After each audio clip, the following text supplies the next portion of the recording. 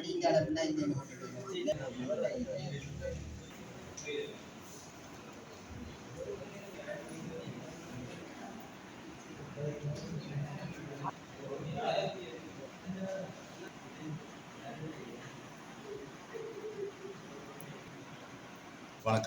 நான் கேதீஸ்வரன்.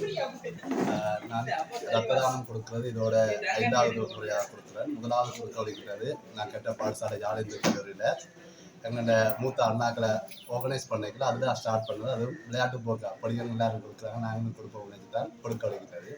அதில் ஸ்டார்ட் ஆனது இன்றைக்கு அது ஒரு விருப்பமாக கூடுதலாக ஹாஸ்பிட்டலில் ரத்த தானத்துக்கு கட்டுப்பாடு வரைக்கும் கோல் பண்ணி கூப்பிடுவோம் போய் கொடுக்குறது.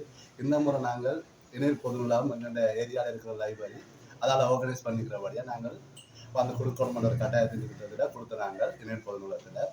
இதே மாதிரி ஸ்கூலில் மற்றது பொது நூலகங்கள் குறிப்பாக எல்லா இடங்களையும் சமூகம் சார்ந்த இடங்களில் பார்த்தீங்கன்னா ரத்த தானம் ஆர்கனைஸ் பண்ணிக்கிற கட்டாயம். நாங்கள் சமுதாய பொறுப்போடு என்ன செய்யணும் என்றால் ரத்த தானம் கொடுக்குற விஷயத்தை நாங்கள் செய்கிறது சிறந்த ஒரு தானங்களை சிறந்த தானமாக ரத்த தானத்தையும் கருதிப்படுறோம். அதில் ரத்த தானம் கொடுக்குறது சிறப்பான ஒரு விடயம். அதை நாங்கள் சமுதாய பொறுப்போடு எல்லாரும் செய்யலாம். நாங்களே சில ஆக்சிடென்ட் பண்ணலாம், அவங்களோட உறவினர் அதில் ஏதாவது செய்யல ரத்த தானத்துக்கு ரத்தம் கொடுத்தா தான் கொடுப்போம்னு சொல்லி ரத்த வங்கியிலேருந்து கொடுக்குறீங்க. ஆனால் நான் கொடுத்து வைக்கிறது எங்களுக்கு சார்ந்த எல்லாத்தையும் வேறொரு நபருக்கு அது உதவியாக இருக்கும். ரத்த தானங்கன்றது அதுக்கடுத்தான் கொடுக்குறது. அப்போ நீங்கள் ஒரு சமுதாய பொறுப்போடு உங்களுக்கு கொடுக்கக்கூடிய சான்ஸ் வந்தால் அல்லது இப்போ நீங்கள் கிட்டல இருந்தால் கொடுத்துருந்தா ஒரு 3 மாதத்துக்கு பிறகு 4 மாதத்துக்கு பிறகு உங்களால் இயன்ற முறையில் ஒரு ரொட்டேஷனை நீங்களாக விரும்பி கொடுக்குறத ஒரு பழக்கமாக வச்சுக்கிறதுன்னு இல்லை. ரத்த தானம் கொடுக்குறத ஊக்குவிக்கக்கூடிய மாதிரி சில சமூக செயற்பாட்டாளர்கள் ஈடுபடுவினோம். பாடசாலையில் எல்லாம் ஊக்குவிக்கிறோம். அதுகளுக்கு நீங்கள் எந்த வித பயமும் பயன்படுத்தலை.